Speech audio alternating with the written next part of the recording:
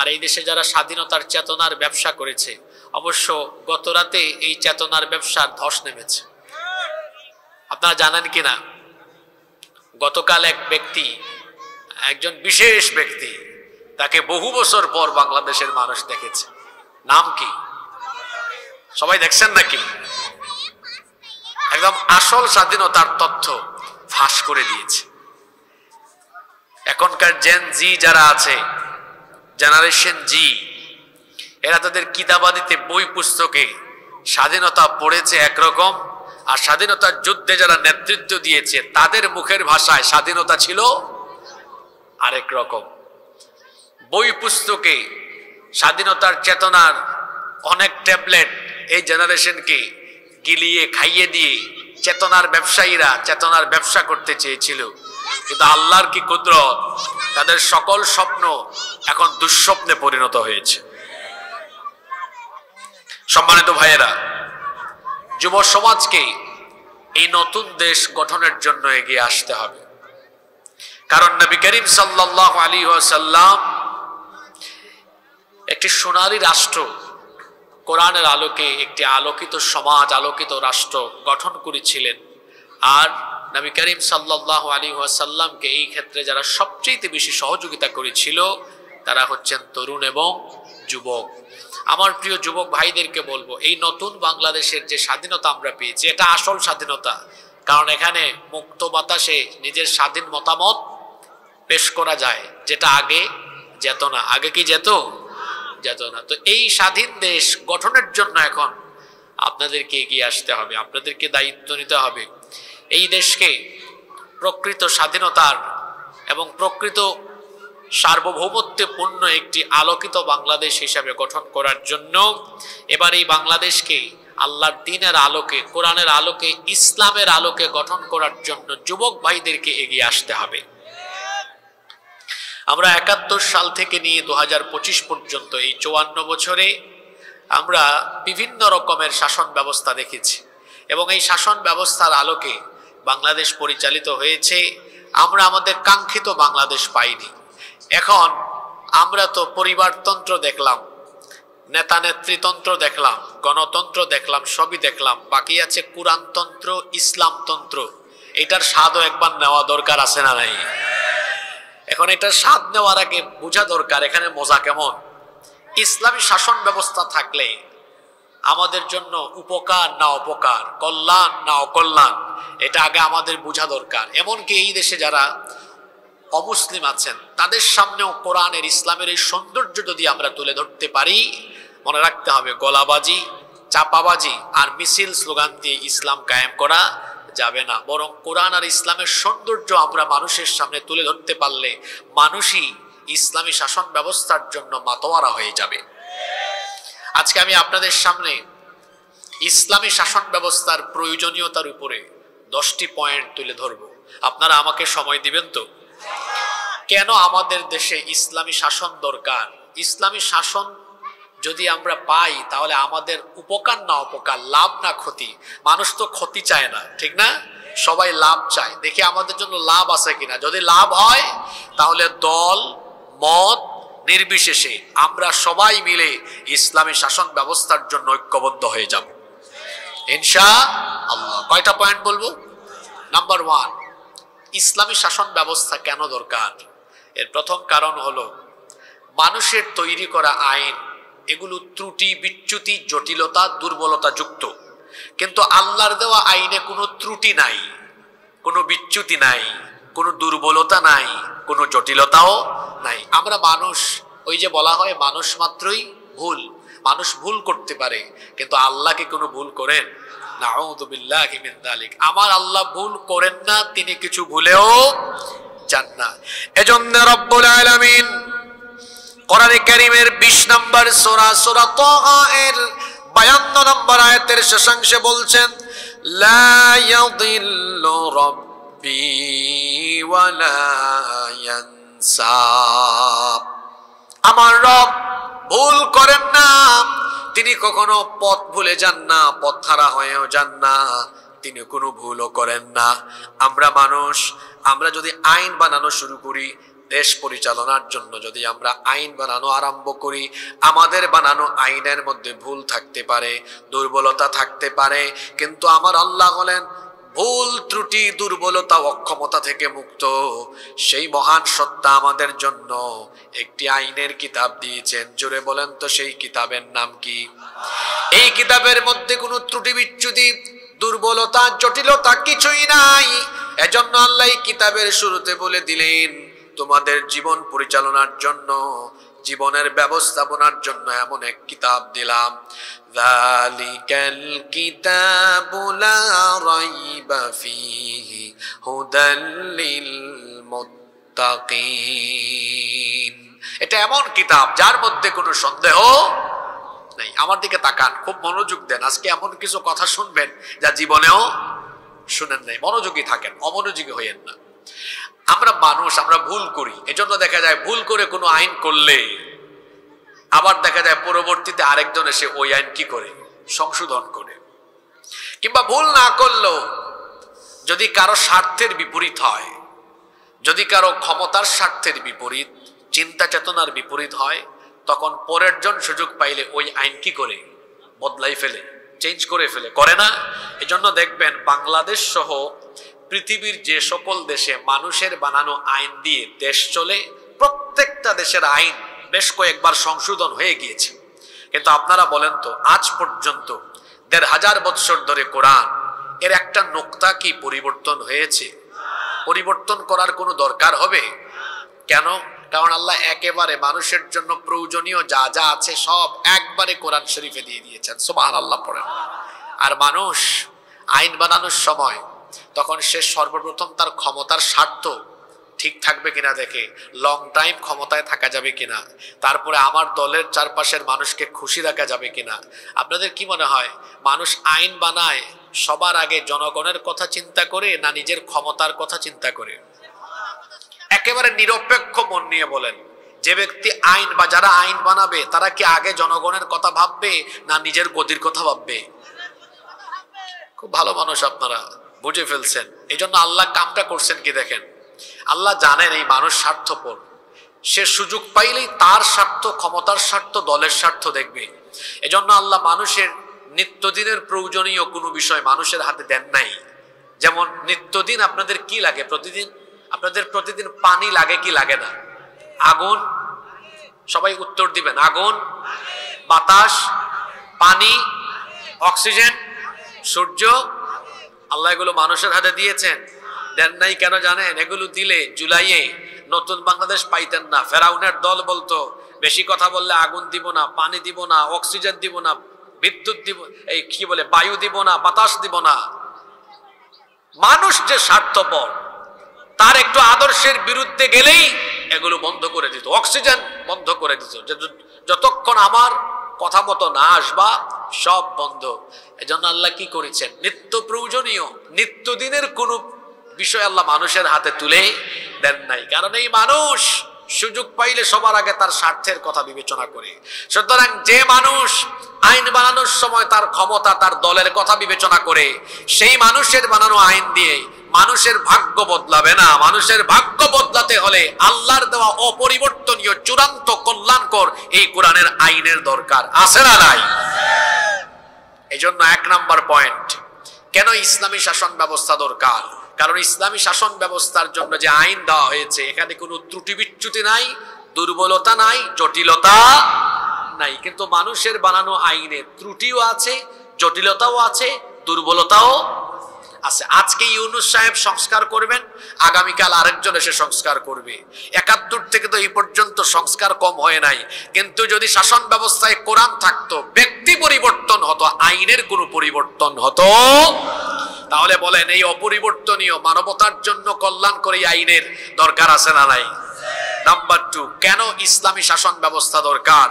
ইসলামী শাসন ব্যবস্থা থাকলে পরে, না থাকলে পরে কোরআনের বহু আইন কিতাবের পৃষ্ঠার মধ্যে বন্দী থাকবে, এগুলার কোনো বাস্তবায়ন হবে না। যেমন ওয়াস-সারিকু ওয়াস-সারিকাতু ফাকতাউ আইদিয়াহুমা, চোর সে যদি পুরুষ হয় বা নারী হয়, অপরাধ প্রমাণিত হলে ডান হাত কেটে দাও। এখন আপনারা আমাকে বলেন তো, যদি ইসলামী সরকার না থাকে তাহলে কোরআনের এই আয়াত এর কি কোনোদিন বাস্তবায়ন হবে? তাহলে এই আয়াত কিসের মধ্যে বন্দী? কোরআনের মধ্যে বন্দী, বাস্তবায়ন আর হবে না। এরকম কি একটা দুইটা আয়াত না, শত শত হাজার হাজার আয়াত বন্দী থাকবে কোরআনের ভেতরে যদি ইসলামী রাষ্ট্র ব্যবস্থা প্রতিষ্ঠিত না হয়। যেমন জিনা ব্যভিচার করলে শাস্তি কি? সূরা নূরে আছে না, অবিবাহিত হলে ৮০টা বেত লাগাও, ১ বছরের নির্বাসনে পাঠাও, আর বিবাহিত হলে রজম, মৃত্যুদণ্ড নিশ্চিত করো। আপনারা আমাকে বলেন, ইসলামী রাষ্ট্র, ইসলামী সরকার না থাকলে এই আয়াতগুলোর বাস্তবায়ন কি কোনোদিন হবে? তো আল্লাহ এই আয়াতগুলো কোরআনে এত ফৌজদারি, দেওয়ানি, দণ্ডবিধি, এত আইন কানুন দিয়েছেন শুধু কোরআনের ভেতরে বন্দী থাকার জন্য, না সমাজ রাষ্ট্রের প্রতিফলন ঘটানোর জন্য?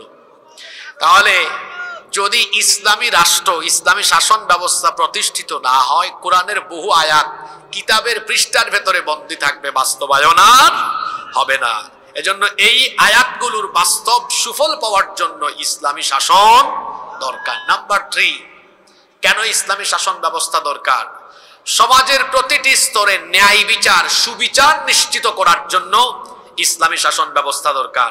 মানুষের তৈরি করা আইন কানুন দিয়ে যে সমাজ বা দেশ চলে, সেখানে নামে হয় বিচার, কিন্তু বাস্তবে হয় মানুষের উপরে অবিচার। কারণ তারা বিচার ফয়সালা করতে গিয়ে সর্বপ্রথম তারা দেখবে যাকে বিচারের কাঠগড়ায় দাঁড় করানো হয়েছে, ওরে জেলখানায় রাখলে লাভ না জেলের বাইরে রাখলে লাভ। যদি জেলের ভেতরে রাখলে লাভ হয়, তাহলে সে যদি নিরপরাধ হয়, অপরাধ তারা নিজেরা নাটক করে বানায়া নিরপরাধ মানুষকে অপরাধে সাজায়া জেলখানায় বন্দী করে রাখবে।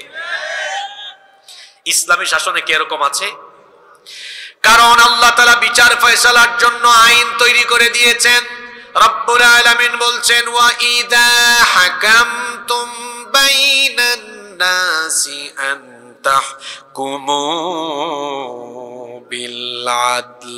কোরআনে কারীমের 4 নম্বর সূরা সূরাতুন নিসা এর 58 নম্বর আয়াতের মাঝখানে আল্লাহ বলেছেন, আর যখন মানুষের মধ্যে তোমরা বিচার ফয়সালা করবে, তখন তোমরা ইনসাফ করবে। জুমার দিনে আপনারা সানি খুতবায় একটি আয়াত প্রায় প্রতিটি জুমায় আপনারা শোনেন। সূরা নাহলের 90 নম্বর আয়াতে আল্লাহ বলেছেন, যারা পারেন আমার সাথে পড়েন, ইন্নাল্লাহা ইয়া'মুরু বিল আদলি ওয়াল ইহসান। নিশ্চয়ই আল্লাহ তোমাদেরকে ন্যায় বিচার আর সদাচারের আদেশ দিচ্ছেন। আল্লাহ ন্যায় বিচারের আদেশ দিচ্ছেন। আর ইসলামী রাষ্ট্র ব্যবস্থায় কিভাবে ন্যায় বিচার নিশ্চিত হয়, একটা ঘটনা আমার মনে পড়েছে। ঘটনাটা কি বলবো?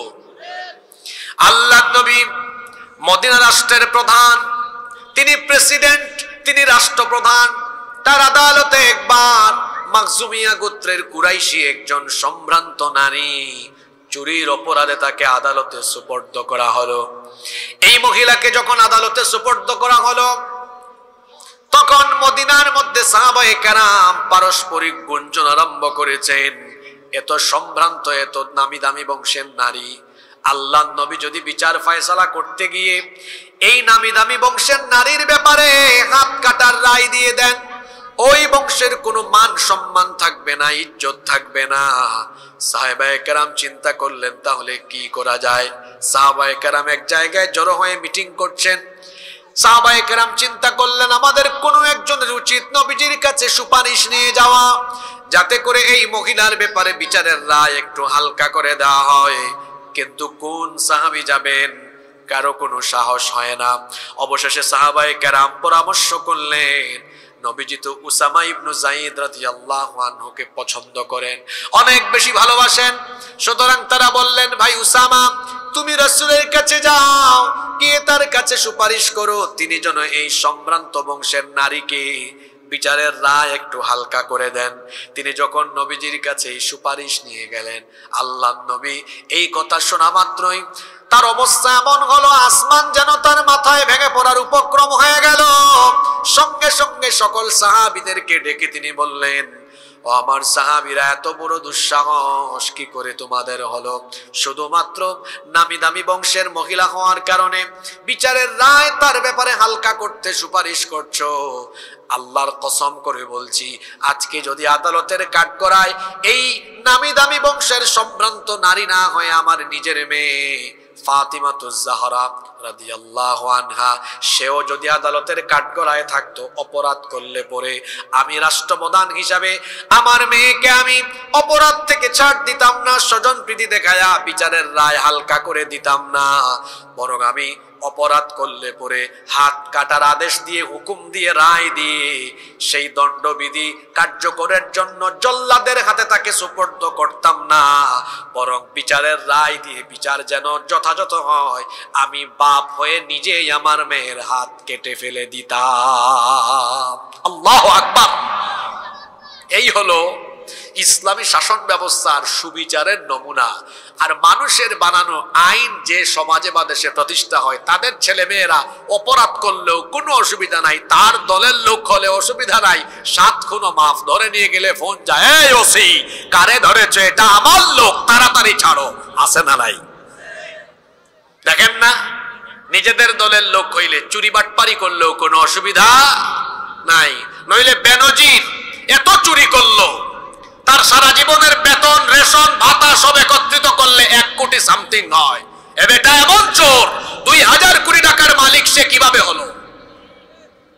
তারপরে আমার দেশে এক রাবেয়া বসরি ছিলেন, তিনি বলেছিলেন আমার বাসার পিয়ন ছিল, কত কোটি টাকার মালিক। কি ছাড়া চলে না? হেলিকপ্টার ছাড়া চলে না। তো আপনার পিয়নের যদি এই কারবার হয়, তাহলে পিয়ন থেকে আরো বড় যতগুলো আছে তারা যে কি কাম করেছে। প্রথম আলো সহ আরো বিভিন্ন পত্রিকা রিপোর্ট করেছে এদের চুরির ব্যাপারে। বাংলাদেশে বর্তমানে এই জাতির ঘাড়ে যত টাকা ঋণের বোঝা চাপিয়ে দেওয়া হয়েছে, তার চেয়ে বেশি পরিমাণ টাকা চুরি করে বিদেশে পাচার করা হয়েছে। সম্মানিত ভাইয়েরা, ইসলামী শাসন ব্যবস্থা থাকলে পরে নিজের দলের লোক চুরি করলেও বিচার হয়। আর যদি শাসন ব্যবস্থায় মানুষের বানানো আইন থাকে, নিরপরাধ মানুষকে অপরাধী বানায়া তাদের উপরে জুলুম করা হবে। যদি মানুষের তৈরি করা আইন কোনো সমাজে বা দেশে থাকে, তার আদর্শের বিপরীত হলে সেই ব্যক্তিদেরকে ধরে ধরে অন্যায়ভাবে হত্যা করা হবে। ঠিক এই পরিস্থিতির শিকার হয়েছিলেন কোরআনের পাখি শহীদ আল্লামা দেলাওয়ার হোসেন সাঈদী। তিনি এদেশে কোরআন প্রচার করেছেন এবং ভারতীয় আধিপত্যবাদের বিরুদ্ধে কথা বলেছিলেন বলে এদেশে যারা ভারতীয় 5টা গোলাম ছিল, ইন্ডিয়ান লেসপেন্সার, তারা তাদের প্রভুদেরকে ভারতকে খুশি করার জন্য আল্লামা সাঈদীকে চিকিৎসার নামে তারা হত্যা করেছে। এই দেশে যদি আপনার বাপের বিচার 50 বছর পরে হয়, এদেশের 18 কোটি মানুষ এই অবিচারের বিচার একদিন করেই ছাড়বে ইনশাআল্লাহ। যেই সমাজে মানুষের তৈরি করা আইন থাকে, সেখানে আদালত চত্বরে বহু নিরপরাধ মানুষের আহাজারি শোনা যায়, অপরাধ করে নাই, কোনো দোষ নাই, এই মানুষগুলো বিচারের নামে প্রহসনের শিকার হয়। কিন্তু যেই সমাজে, যেই রাষ্ট্রে ইসলামী শাসন ব্যবস্থা থাকবে, সেখানে মানুষের উপর কোনো জুলুম হবে, কোনো অবিচার হবে না, ন্যায় বিচার নিশ্চিত হবে। তাহলে ন্যায় বিচার পাওয়ার জন্য, সুবিচারের জন্য এই দেশে ইসলামী শাসনের দরকার আছে না নাই? নাম্বার 4, কেন ইসলামী শাসনের দরকার? ইসলামী শাসন ব্যবস্থা থাকলে পরে প্রতিটি মানুষ তার অধিকার পাবে, নারী তার অধিকার পাবে।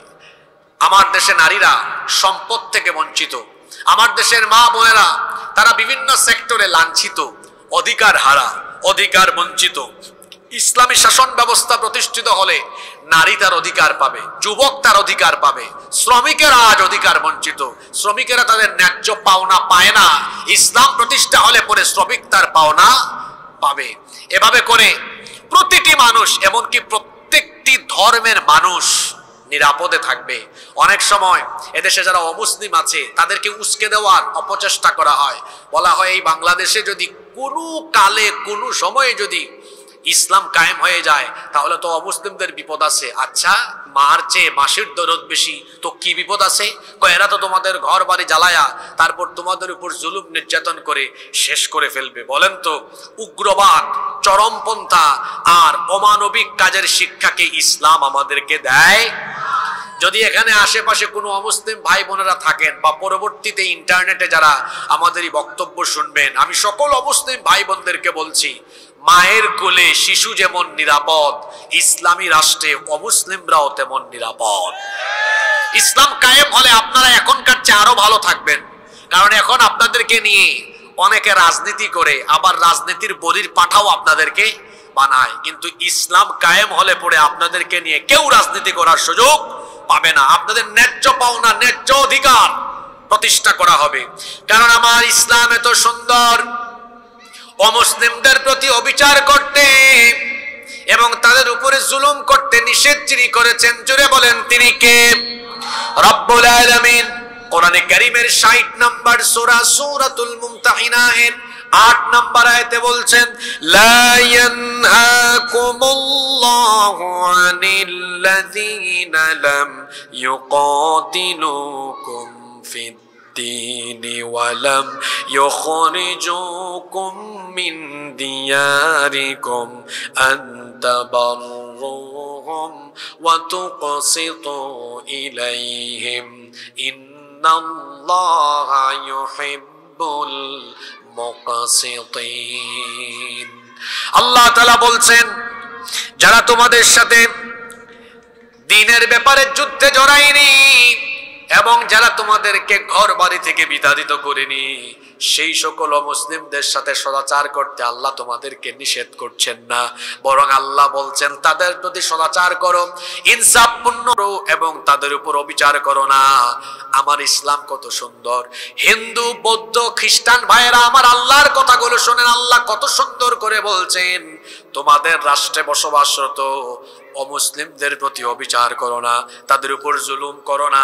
এমনকি আল্লাহ অন্য আয়াতে বলছেন, ওয়ালা তাসুব্বুল্লাযীনা ইয়াদউনা মিন দুনিল্লাহি ফায়াসুব্বুল্লাহা আদুওয়াম বিগাইরি ইলমিন ওয়া ইলমিন কাযালিকা যায়্যানা লিকুল্লি উম্মাতিন আমালুহুম সুম্মা ইলা রাব্বিহিম মারজিউহুম ফায়ুনাব্বিউহুম বিমা কানু ইয়ামালুন।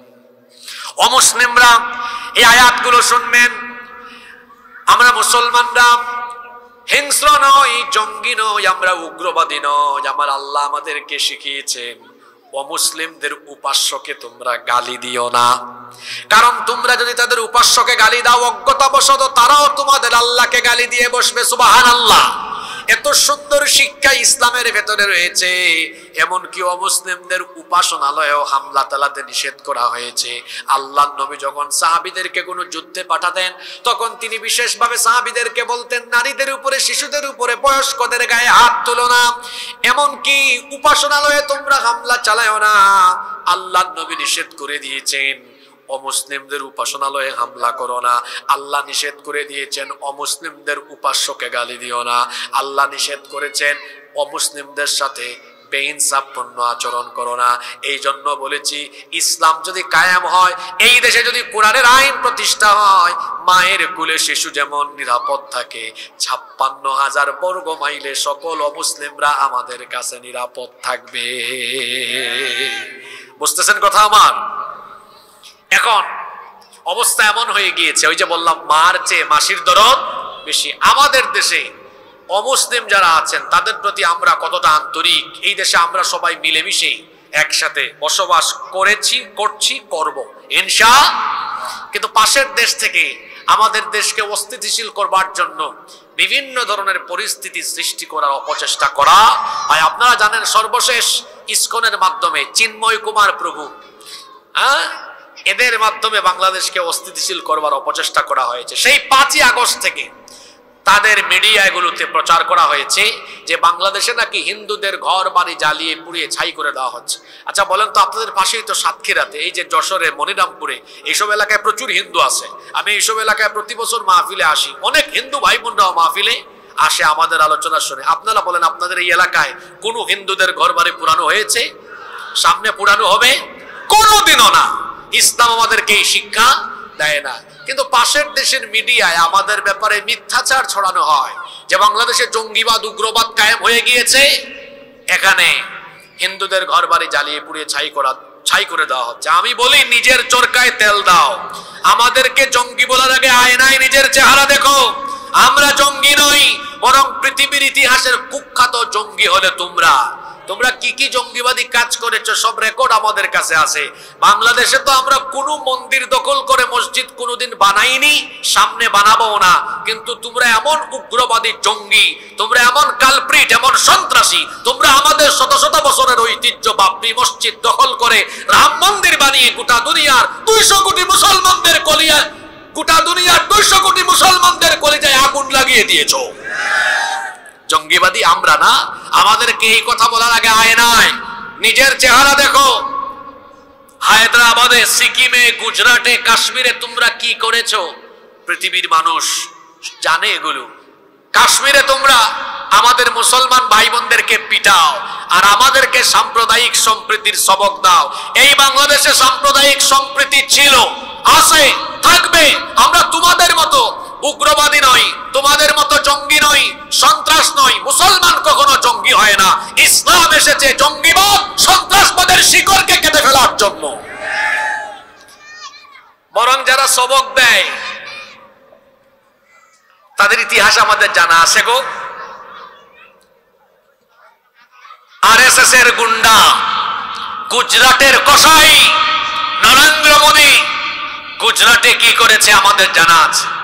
তারই হুকুমে কাশ্মীরে কি হয় আমাদের জানা আছে। তার দেশের মিডিয়াগুলো, ওই যে রিপাবলিক বাংলা এক চ্যানেল আছে, ময়ূখ রঞ্জন, ব্যাং যেমন লাফায় ও তেমন লাফায়। বাংলাদেশের মানচিত্র ডিসপ্লেতে এনে বলবে, এই যে চট্টগ্রাম, রংপুর, সিলেট আমরা দখল করে ফেলবো। চট্টগ্রাম, সিলেট আর রংপুর তোর বাপ দাদার নাকি? তুই দখল করে ফেলবি আর আমরা বসে থাকবো? এই দেশের 1 ইঞ্চি জমিনের দিকে কেউ যদি হাত বাড়ায়, এদেশের 18 কোটি মানুষ সেই কালো হাত ভেঙে চুরে টুকরা টুকরা করে ফেলবে। এদেশে একজন মানুষ বেঁচে থাকতে এদেশের 1 ইঞ্চি জমিকে কেউ অবৈধভাবে দখল করতে পারবে? আমি আবারও বলছি, আমরা যুদ্ধপ্রিয় নই, আমরা শান্তিপ্রিয় মানুষ। বাংলাদেশের মুসলমান শান্তিপ্রিয়। আমরা উগ্রবাদীও নই, উশৃঙ্খল নই, যুদ্ধপ্রিয় নই, আমরা শান্তিপ্রিয়, আমরা শান্তিতে বিশ্বাসী।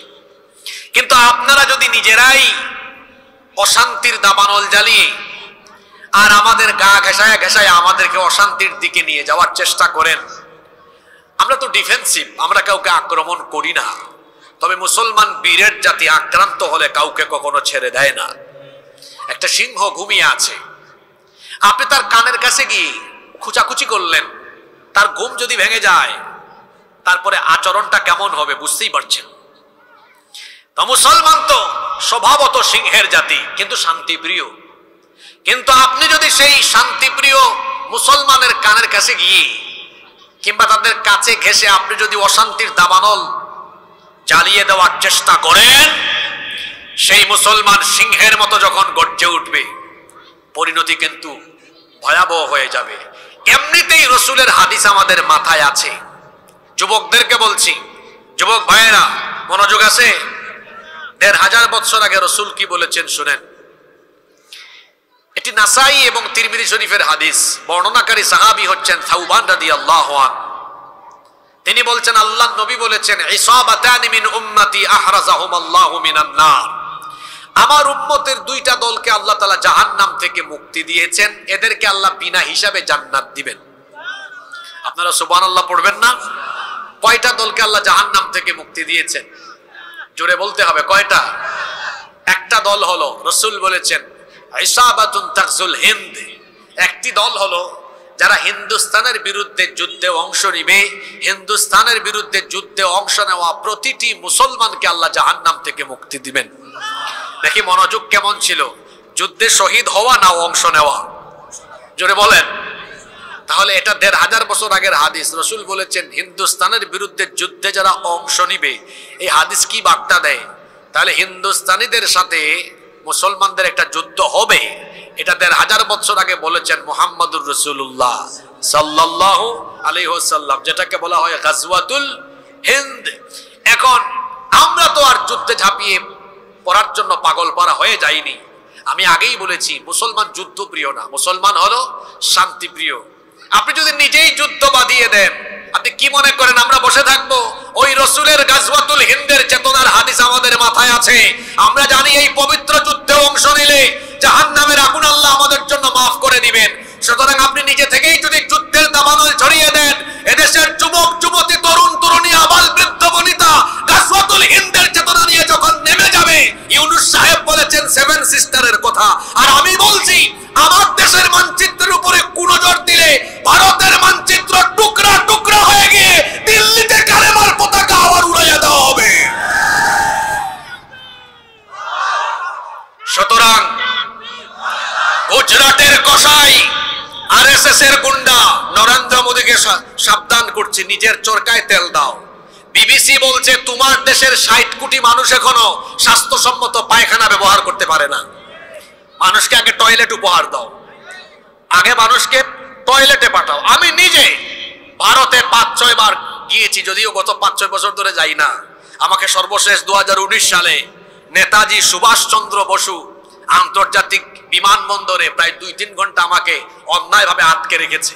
এরপর থেকে আমি আর ভারতে যাই না। অনেকে বলে ভারতে আমি মাহফিলে যাই না কেন? এই কারণে যাই না, ২-৩ ঘন্টা আমাকে আটক করে রেখেছে, অনেক হ্যারেস করেছিল। তো আমি বহুবার গিয়েছি ভারতে, ওদের স্বাস্থ্যসম্মত টয়লেট নাই। অনেক জায়গায় আমি দাওয়াতি সফরেও গিয়েছি, মানুষ খোলা জায়গায় পায়খানা করে। নিজের চরকায় তেল দাও, নিজের দেশের মানুষের প্রতি মনোযোগী হও। আমার দেশে হিন্দু, মুসলিম, বৌদ্ধ, খ্রিস্টান সবাই মিলেমিশে আমরা সম্প্রীতির সাথে আছি। এদেশে ইসলাম যদি কায়েম হয়, ও মুসলিমরা আরো আরামে থাকবে, তোমাদের জন্য চলাপুরা অত বেশি না হয়। সম্মানিত ভাইয়েরা, বলছিলাম ইসলাম কায়েম হলে অমুসলিমরাও এরা কি দুঃখে থাকবে না সুখে থাকবে? তাহলে সকল ধর্ম বর্ণের মানুষের অধিকারের জন্য মানুষের শাসন ব্যবস্থা দরকার না ইসলামী শাসন ব্যবস্থা দরকার? নাম্বার 5, কষ্ট হচ্ছে নাকি আপনাদের? 5 নাম্বার, ইসলামী শাসন ব্যবস্থা এজন্য দরকার। ইসলামী শাসন ব্যবস্থা থাকলে সকল মতের মানুষ মত প্রকাশের এবং সকল ধর্মের মানুষ ধর্ম পালনেরও সুযোগ পাবে। আমরা দেখেছি ধর্ম নিরপেক্ষ মতবাদের কথা বলে দেখা গিয়েছে শুধুমাত্র মুসলমানদেরকে অবাধ ধর্ম চর্চার পথে বিভিন্ন কায়দায় বাধা বিঘ্নতা সৃষ্টি করা হয়েছে। আপনারা দেখেছেন গত 15 বছর হিন্দুরা তাদের পূজা অর্চনা করেছে অনেক সেফটি সিকিউরিটির সাথে। তারা করুক, এটা রাষ্ট্রের দায়িত্ব তাদেরকে এই ব্যবস্থা করে দেওয়া। কিন্তু তারা যদি এই সুযোগ পায়, মুসলমান এই সুযোগ পায় না কেন? আপনারা দেখেছেন এক একটা মাহফিলের আয়োজন করতে গিয়ে মানুষ কত বাধার সম্মুখীন হয়েছে, এমনকি মাহফিলের আয়োজক হয়েছে এই অপরাধে অন্যায়ভাবে জেলে বন্দী করেও রাখা হয়েছে। এরকম হয় নাই? তাহলে এইটা কি মত এবং অবাধ ধর্ম পালনের সুযোগ দেওয়া হলো? দেওয়া তো হলো না। কিন্তু ইসলাম যদি প্রতিষ্ঠিত হয়, সব ধর্মের মানুষ তার ধর্ম পালন করবে, কারণ আল্লাহ তো বলেছেন লা ইকরাহা ফিদ্দীন, ধর্মের ব্যাপারে কোনো জোর জবরদস্তি নাই। লাকুম দীনুকুম ওয়ালিয়া দিন। যদিও আমাদের দেশে ধর্ম নিরপেক্ষ মতবাদীরা এই আয়াতের অপব্যাখ্যা করেছে। আমার দেশের এক রাবেয়া বসরি ছিলেন, তিনি একবার বলেছিলেন যে বুখারী শরীফে আছে লাকুম দীনুকুম ওয়ালিয়া দিন। এটা কি বুখারী শরীফে? জোরে বলেন, এটা কি বুখারী শরীফে? এটা কোথায়? এটা কোরআনে আছে, লাকুম দীনুকুম ওয়ালিয়া দিন। এই রাবেয়া বসরি আর আরেক আব্দুল কাদের জিলানী পেয়েছিলাম ওই নারায়ণগঞ্জে কুতুব। ও বলেছে 70 রাকাত তাহাজ্জুদ রাতের বেলা পড়ে, তার নাম দিয়েছে আব্দুল কাদের জিলানী। আমি আর এদিকে পাইছি আরেক রাবেয়া বসরি, উনি বলেছেন আমি সকালবেলা ঘুম থেকে উঠে সবার আগে জায়নামাজ খুঁজি। তো এই রাবেয়া বসরি জায়নামাজ খুঁজেন, ওইদিকে আব্দুল কাদের জিলানী রাতের বেলা তাহাজ্জুদে দাঁড়ায় থাকে, আর সারাদিন আলেম উলামা ধরে জেলখানায় ভরে রাখে, আর তরুণ যুবক ছাত্রদের গায়ে তাদের বুকে গুলি করার জন্য তারা পুলিশকে আদেশ করে। এই ছিল তাদের চরিত্র। সম্মানিত ভাইয়েরা, ইসলাম যদি কায়েম হয়, লাকুম দীনুকুম ওয়ালিয়া দিন, তোমার ধর্ম তোমার, আমার দিন আমার, যে যার ধর্ম পালন করবে। বলা হয় ধর্ম যার যার, উৎসব নাকি সবার। এটা একটা কুফরি কথা। ধর্ম যার, উৎসবও তার। যদি ইসলামী শাসন ব্যবস্থা প্রতিষ্ঠিত হয়, সকল ধর্মের মানুষ তার উৎসব নিরাপদে, নির্বিঘ্নে, সেফটি, সিকিউরিটির সাথে পালন করবে, কাউকে কোনো বাধা দেওয়া হবে না। নাম্বার 6, 6 নাম্বার, ইসলামী শাসন ব্যবস্থা যদি প্রতিষ্ঠিত হয়ে যায়, তাহলে সমাজ এবং রাষ্ট্রে অপরাধ প্রবণতা কমে যাবে। চুরি কমবে, ডাকাতি কমবে, জিনা, ব্যভিচার, খুন, হত্যা, গুম, লুণ্ঠন, রাহাজানি, চাঁদাবাজি, টেন্ডারবাজি কমে যাবে। কারণ এগুলোর বিচার যখন আল্লাহর কোরআন দিয়ে করা হবে, তখন অপরাধ আর সমাজে থাকবে না ইনশাআল্লাহ। আপনারা আমার দিকে তাকান, বলেন তো, এই যে চুরির শাস্তি মানুষ আইন বানায়া, মনে করেন একটা চোরকে এলাকায় ধরছেন, আপনাদের এলাকার নাম কি? আন্দুলিয়া, তাই না? আজকে ধরলেন চোর, তাকে আপনারা থানায় সুপর্দ করলেন, থানা তাকে কোর্টে চালান করলো। তো এই চোর যদি 2-4 মাস, 1-2 বছর জেলখানা থাকে, এরপরে যদি জামিন নিয়ে বের হয়, বেশিরভাগ ক্ষেত্রে আপনারা বলেন, আমি বলবো না, বেশিরভাগ ক্ষেত্রে বলেন তো, চোর ডাকাতরা জেল থেকে বের হয়ে চুরি ছেড়ে দেয় না আরো প্রমোশন নেয়? হ্যাঁ, বরং অনেককে দেখা যায় আদালত চত্বরে হাত নাড়ায়, আমি আসতেছি, আসলে দেখাই দিব। ডাকাতি কমে না, ডাকাতি বাড়ে। জিনা বদমাইশি কমে না, আরো বাড়ে। আপনি একটা চুরির বিচার কোরআন দিয়ে করেন তো, একজন চোরের হাত কেটে দেন, এই বিচার দেখে সবগুলা শেষরা চোর তারের মতো সোজা হয়ে যাবে। একটা ডাকাতির বিচার, একটা জিনার বিচার, ধর্ষণের বিচার কোরআন দিয়ে করে দেখেন, যারা অপরাধী আছে সোজা হয়ে যাবে। তাহলে বলেন, কোরআন দিয়ে বিচার করলে সমাজ থেকে দিন দিন অন্যায় কমবে না বাড়বে? জোরে বলেন, কমবে না বাড়বে? আপনারা কি চান না এই সমাজ থেকে, এই দেশ থেকে অন্যায় অপরাধ কমে যাক? চান কি চান না? যদি চান তাহলে ইসলামী শাসনের দরকার আছে না নাই? দেখেন, ইসলামী শাসন আমি আপনাদের উপর চাপায়া দিচ্ছি না, আমি জাস্ট প্রয়োজনীয়তা তুলে ধরছি। এরপরে সিদ্ধান্ত নিবেন আপনি, যেটা আমার জন্য লাভ না লস। মানুষ তো লাভের দিকেই থাকে, ঠিক না? যদি লাভজনক হয় সিদ্ধান্ত নিবেন, না এটার জন্য আমার দরকার আছে। এবার শুনেন, এখানে যুবক আছে না, বেকার আছে না অনেকে, কাজ কাম নাই, এই পয়েন্ট তাদের জন্য। সবাই রেডি তো? কয় নাম্বারে আসলাম? 7 নাম্বার পয়েন্ট। কষ্ট হচ্ছে নাকি আপনাদের? আমি তো পয়েন্ট ভিত্তিক বলছি। 7 নাম্বার, ইসলামী শাসন ব্যবস্থা থাকলে এই দেশে একজন গরিব মানুষ থাকবে না। কয়জন বললাম? জোরে বলেন তো। আমি চ্যালেঞ্জ করে গেলাম এখানে, চ্যালেঞ্জ, আই ক্যান চ্যালেঞ্জ, একজন আঙ্গুল দিয়ে বললাম, একজন গরিব মানুষ এই দেশে থাকবে। যে আমার ভাই বক্তব্যের আগে বললেন যে এদেশের মানুষের খাদ্যের দায়িত্ব সরকার নেবে, তিনি তো আর বক্তব্যের সময় পাননি, এই জন্য ব্যাখ্যা করে বলেননি আর কি, ওই সংক্ষিপ্ত কথা বলে গিয়েছেন। এখন ব্যাখ্যা আমি আপনাকে দেই যে সরকার কেমনে দায়িত্ব নিবে। একটা ক্ষুধামুক্ত, দারিদ্র্যমুক্ত, অভাব অনটন মুক্ত বাংলাদেশ আপনি পাবেন। কখন পাবেন? আল্লাহর দেওয়া অর্থনৈতিক ফর্মুলা যখন আপনি গ্রহণ করবেন, যখন সুদের পরিবর্তে যাকাত ভিত্তিক অর্থনীতি আপনি প্রতিষ্ঠা করবেন, একজন গরিব এই দেশে থাকবে না। 2টা উদাহরণ দিব, একটা ছোট করে আরেকটা বড় করে। আন্দালিয়া, এটা গ্রামের নাম তাই না? আন্দুলিয়া। এই আন্দুলিয়া গ্রামে জনসংখ্যা কত হবে আনুমানিক? 5000। Okay fine. আন্দুলিয়াতে আমরা মসজিদ কমিটি থেকে যাকাত কালেকশন করলাম। প্রতি বছর যাকাত দেওয়া হয় না? মনে করেন এই এলাকায় 200-300 মানুষের উপর যাকাত ফরজ। এটা আমরা একসাথে এক জায়গায় কালেক্ট করে মোট হইছে যাকাতের টাকা 2 লাখ। জোরে বলেন, কয় লাখ? আমার দেশে যারা যাকাত দেয় 99% মানুষের যাকাত আদায় হয় না। এরা যাকাতের ফর্মুলা জানে না। যাকাত অন্যান্য দান সৎকার মতো দিলে হয় না, যাকাতের খাত নির্ধারিত, এবং যাকাতের উদ্দেশ্য হলো সমাজ থেকে দারিদ্রতা আর বেকারত্ব দূর করা। দান সৎকার মতো যাকাত নয়। আবার বলছি, দান সৎকার আর যাকাত এক বিষয় নয়। যেমন আপনি দান মাহফিলেও করতে পারবেন, দান মসজিদেও করতে পারবেন, যাকাতের টাকা যেখানে মন চায় সেখানে দিতে পারবেন না। যাকাতের খাত কয়টা? 8টা। জোরে বলেন, কয়টা? তাহলে দান আর যাকাত কি একরকম না? আবার যাকাতের উদ্দেশ্য দান করা নয়, জাকাতের উদ্দেশ্য হলো বেকারত্ব, দারিদ্রতা মানুষের দূর করে দেওয়া। এখন আমি একটু আগে বললাম মোট কত টাকা তোলা হয়েছে, জোরে বলেন কয় লাখ? আপনি চাইলে 500 টাকা জন প্রতি দিলে 400 জন মানুষের মধ্যে 2 লক্ষ টাকা বিতরণ করতে পারবেন। কত টাকা? 2 লক্ষ টাকা। কত জনের মধ্যে? 400 জনের মধ্যে। কত করে জন প্রতি? মানুষ বলে আন্দোলিয়ায় 400 মানুষকে জাকাতের টাকা দেওয়া হয়েছে। এটা শুধু ভাব দেখানো হবে, ফুটানি হবে। আপনি এই 2 লক্ষ টাকা 400 জন মানুষকে না দিয়ে মাত্র 4 জন গরিব মানুষকে দেন। আপনি বলবেন হুজুর আপনি তো বড় সাংঘাতিক মানুষ, 396 জন মানুষের নসিব কেটে দিয়ে আপনি মাত্র 4 জনকে দিবেন। হ্যাঁ, এই এলাকার একজন বিধবা নারী খাইতে পারে না, চলতে পারে না, তার একটা সেলাই মেশিন কিনে দেন। তাইলে এই পরিবার চলার ব্যবস্থা হলো কি হলো না? আপনি উনারে 500 টাকা দিলে 1 বেলা খাইতে পারবে, বা 2 বেলা, বা একদিন, কিন্তু একটা সেলাই মেশিন কিনে দেন, সারা বছর কাজ করে খেতে পারবে। সুবহানাল্লাহ পড়বেন না? আরেকজনকে একটা ওই যে ওটাকে কি বলে ভ্যান, আপনাদের এলাকায় ভ্যান আছে নাকি? একটা ভ্যান কিনে দেন, তার পরিবার চলবে। আরেকজনকে আপনি একটা হালের বলদ, 2টা হালের বলদ গরু কিনে দেন, হাল চাষ করে খাবে, ক্ষেত খামার করে খাবে। আরেকজনকে আপনি একটা টঙের দোকান অথবা একটা ওই যে কি বলে অটো রিক্সা কিনে দেন। তাহলে 2 লক্ষ টাকা 4 জনকে ভাগ করে দিলাম। এই 4 জন মানুষ কি এই টাকা নিয়ে এভাবে যদি কর্ম করে খায়, আগামী বছর কি আর জাকাত খাওয়ার উপযুক্ত এরা থাকবে? জোরে বলতে হবে, থাকবে? ছোট করে দিলাম যাতে আগে মাথায় এটা ঢুকে, এবার বড় করে দিই।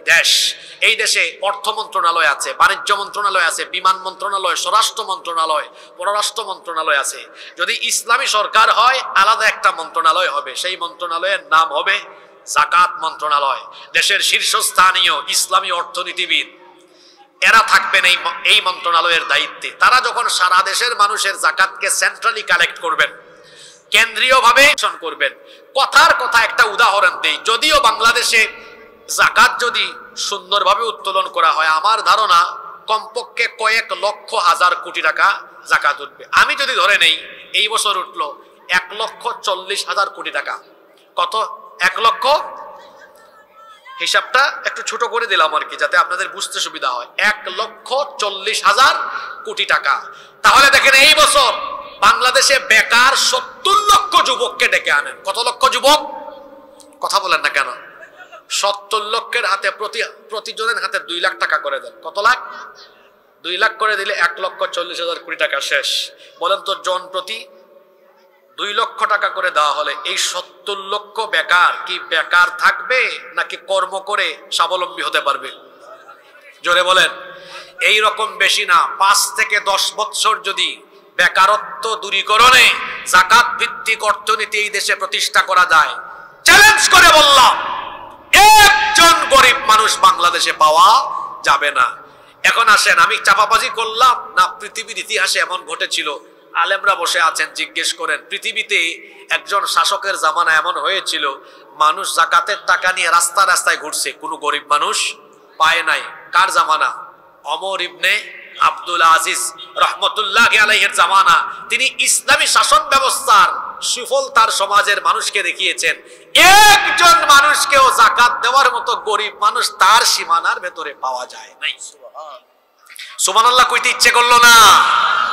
তাহলে বাংলাদেশ ওই রকম দারিদ্র মুক্ত, ক্ষুধা মুক্ত হোক, আপনারা চান কি চান না? তাহলে ইসলামী শাসনের দরকার আছে না নাই? 8 নাম্বার। কষ্ট হচ্ছে আপনাদের?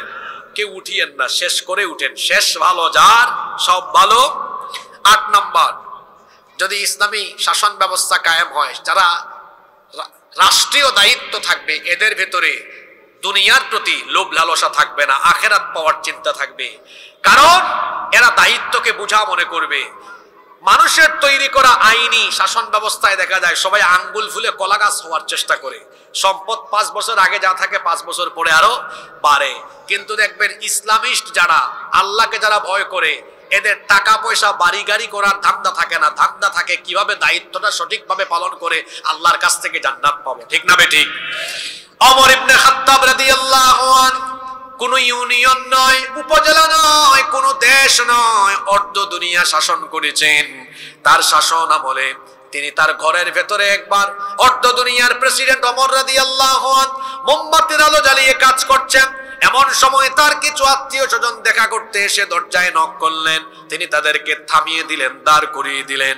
তার নিজের সামনে থাকা মোমবাতির আগুন ফু দিয়ে নিভিয়ে নতুন আরেকটা মোমবাতিতে আগুন ধরালেন। তারপরে এদেরকে ভেতরে আসতে বললেন।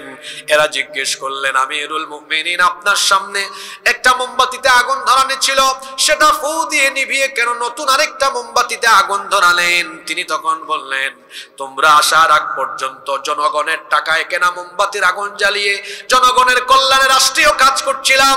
তোমরা যখন আসলে মনে মনে চিন্তা করলাম, রাষ্ট্রের টাকায় জনগণের টাকায় কেনা মোমবাতির আগুন জ্বালিয়ে যদি আমি তোমাদেরকে ঘরের ভেতর ঢুকায়া সেই মোমবাতির আলোতে বসে আমরা ব্যক্তিগত কথা বলি, জনগণের সম্পদ নষ্ট হবে, দেশের সম্পদ নষ্ট হবে, আমার উপর যে আমানতের দায়িত্ব দেওয়া হয়েছে তার খেয়ানত হবে, আল্লাহর কাছে আসামি হয়ে জালেম হয়ে কিয়ামতের সামনে দাঁড়ানো লাগবে।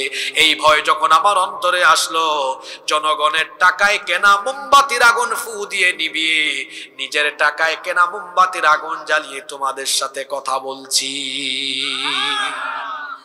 এটা কোন শাসনের নমুনা?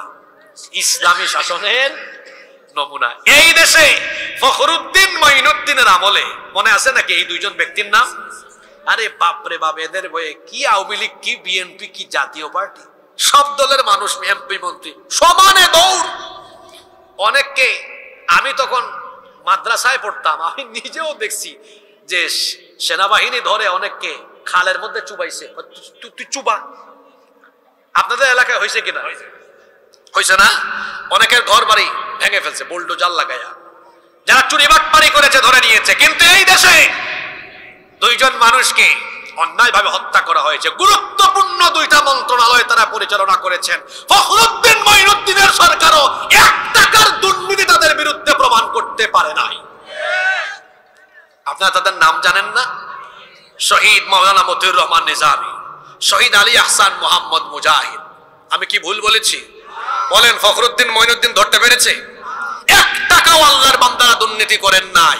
যেখানে মন্ত্রী হইলেই দেখেন নাই, আমার দেশে এক ভূমি মন্ত্রী, ও জুতা পরেছে, সাইফুজ্জামান চট্টগ্রামে তার বাড়ি, আমার বাসাও তো চট্টগ্রামে। ও জুতা ইউজ করে কত লক্ষ টাকার জানেন আপনারা? প্রায় 8 লক্ষ টাকা দামের। তার বাপের টাকা নাকি এগুলা? চোর বাটপারে ভরে গেছে দেশ। আমি বলি, এই দেশে সম্পদের অভাব নাই। এই দেশে সম্পদের খনি যেমন আছে, তেমনি এই দেশে চোর ডাকাতের খনিও আছে। এই দেশে সম্পদের অভাব নাই, আছে শুধু ভালো মানুষের অভাব। যদি এই দেশের দায়িত্ব সঠিক লোকদের হাতে তুলে দেওয়া যায়, এই দেশ এমন ভাবে চলতে থাকবে, বিশ্বের বুকে এই দেশ মাথা উঁচু করে দাঁড়াবে ইনশাআল্লাহ।